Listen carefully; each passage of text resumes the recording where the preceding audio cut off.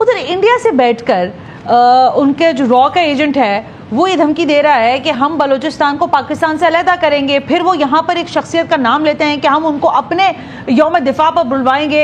ये किस तरह की बयानबाजी, इंडिया क्या कर रहा है इस सब के अंदर? मेजर गौरव आर्या ने एक बात की कि हम महारंग बलोच को भारत के रिपब्लिक डे पे चीफ गेस्ट बुलाना चाहते हैं। इसका मकसद ये है कि हिंदुस्तान एडमिट कर रहा है कि वो पाकिस्तान के अंदर ये सारी कार्रवाइयां कर रहा है। भाई ये अपने मुंह से मान रहे हैं। भूखे पेट का कोई मजहब नहीं होता। और जो हालात आप देख रहे हैं पाकिस्तान में या बलूचिस्तान में भी, ये भी जो आपकी बैड गवर्नेंस है उसकी वजह से यहां तक पहुंचे। मेजर साहब भी यही कह रहे हैं कि बलूचिस्तान पाकिस्तान के हाथों से निकल गया। जिस तरीके से ये बलूचिस्तान का वाकया था जाफर एक्सप्रेस का, इसमें ट्रेंड एलिमेंट्स आपको नजर आए।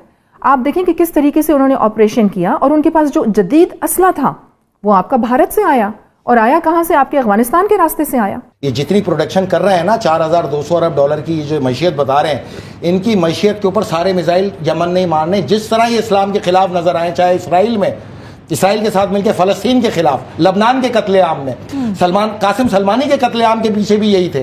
पूरे पाकिस्तान के अंदर ये जितना टीटीपी ने कत्लेआम किया, सबके पीछे ये थे। हम we are sick people, realistic नहीं है। और जितनी मुबालगा आमेजी मैंने पाकिस्तानियों में देखी है, I am pretty well travelled, किसी कौम में नहीं, खुदा की कसम। मैंने सोशल मीडिया पे कहीं पढ़ा, देखा बल्कि कि बलूचिस्तान का एक पासपोर्ट है।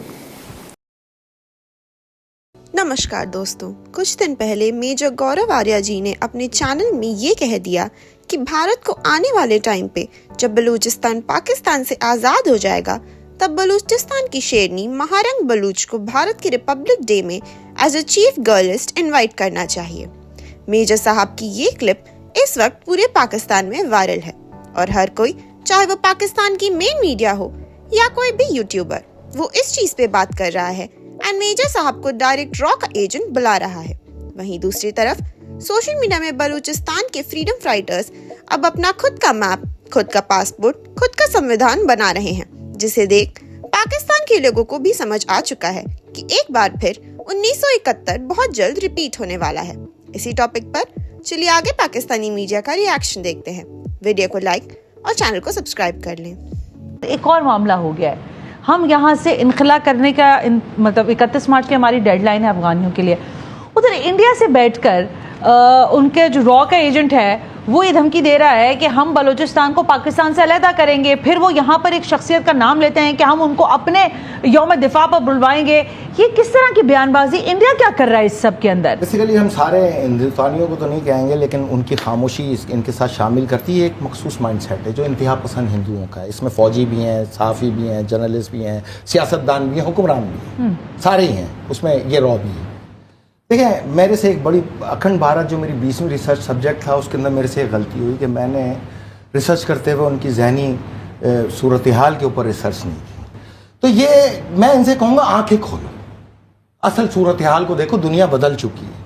तुम बंद आंखों से नज़ारा कर रहे हो, बलूचिस्तान को अलग करने की बातें करके बंद आंखों से। तुमने पूरे इसराइल की सब मदद की और उन फलस्तीनियों को खुला कत्लेआम किया। इवन कि तुम्हारे हजारों फौजी वहां पर हिजबुल्ला और हमास के हाथों मारे गए। नहीं, एक मिनट फैसल, मुझे एक बात कह रहे थे, फिर आप कंप्लीट करें। इसका मकसद ये है कि हिंदुस्तान एडमिट कर रहा है कि वो पाकिस्तान के अंदर ये सारी कार्रवाइयां कर रहा है। भाई ये अपने मुंह से मान रहे हैं। पहले तो ये वर्बली बातें थी ना, अब तो ये मुंह से मान रहे हैं ना। अब इसके बाद तो आपको किसी सबूत की जरूरत नहीं। मुल्क में जो अलहदगी पसंद चल रही है, छोड़ें इसको। मैं आपको इनका हल देखें, जब इन्होंने इसराइल के अंदर फलस्तीनियों को मारा तो मैंने आपसे कहा था यमन इनके जहाज डबोएगा। अब तक 6 जहाज डबो चुका है। मैं आपको गारंटी दे रहा हूँ कि इनके 100% जहाज डबोएगा आने वाले दिनों में। ये जितनी प्रोडक्शन कर रहे हैं ना, 4200 अरब डॉलर की जो मैशियत बता रहे हैं, इनकी मैशियत के ऊपर सारे मिसाइल यमन नहीं मारने। जिस तरह ये इस्लाम के खिलाफ नजर आए, चाहे इसराइल के साथ मिलकर फलस्तीन के खिलाफ, लबनान के कत्लेआम में, कासिम सलमानी के कत्लेआम के पीछे भी यही थे। पूरे पाकिस्तान के अंदर ये जितना टीटीपी ने कत्लेआम किया, सबके पीछे ये थे। बलूचिस्तान में तो ये खुद मान गए ना। तो इसका मतलब है तुम इस्लाम दुश्मनी तुम्हारी खुल के सामने आई है, पाकिस्तान दुश्मनी नहीं, इस्लाम दुश्मनी। और अब इसका नतीजा ये होगा, आज मेरी बात लिखो, बहुत जल्द यमन तुम्हारी दहलीज पे ये जंग लेके आएगा, तुम्हारे फुटप्रिंट इसको खुद लेके आएंगे। तुम्हारी बॉम्बे और अहमदाबाद गुजरात के जितने कोस्टल एरिया हैं बहुत जल्द यमन के निशानों पे आएंगे। तुम्हारी जितनी प्रोडक्शन है ये सब खाक हो जाएगी। तुम एक जहाज के जरिए पूरी दुनिया में कहीं पर भी अपनी मैशियत को नहीं पहुंचा पाओगे। तुमने अपनी तबाही को खुद दावत दी। और इसमें अगर हिंदुस्तानी खामोश है आवाम, तो फिर वो भी बराबर के मुजरिम है। कल को शिकायत ना करना जब जंग दहलीज पर आए। जब किसी के घर में आग लगाओगे तो गोले तुम पर भी आएंगे, हर सूरत आएंगे। हमने 26 नवंबर 2026 का तुम्हें बताएंगे, तुम्हारी मैशियत तबाह बर्बाद हो जाएगी, ये हकीकत है। आज से काउंटडाउन शुरू कर लो। तुम्हारी मैशियत को इसी बहरा अरब के अंदर यमन गर्क करेगा। रही बात बलूचिस्तान की, तो मैं तुम्हें कहता हूँ ये बिल्कुल हम मानते हैं तुम्हारा एसेट है, ये BLA दाइश ये सब तुम्हारा एसेट है। अब तुमने ये बताना है कि जब हम इनको चुन चुन के मारें तो ये चिता को आग हमने लगानी है या ये लाशें तुम्हें तबरुकन भेज दें ताकि तुम अपने एसेट को खुद आग लगाओ। फैसला करके बता देना, ऐसे ही करेंगे। मेजर गौरव आर्या का ये कहना कि महारंग बलोच को हम चीफ गेस्ट बुलाना चाहते हैं, इसका क्या मतलब है? इसका मतलब है एक नैरेटिव शेप करना। इसका मतलब है कि इस बात को बताना कि बलूचिस्तान जो है वो पाकिस्तान के हाथ से निकल गया है।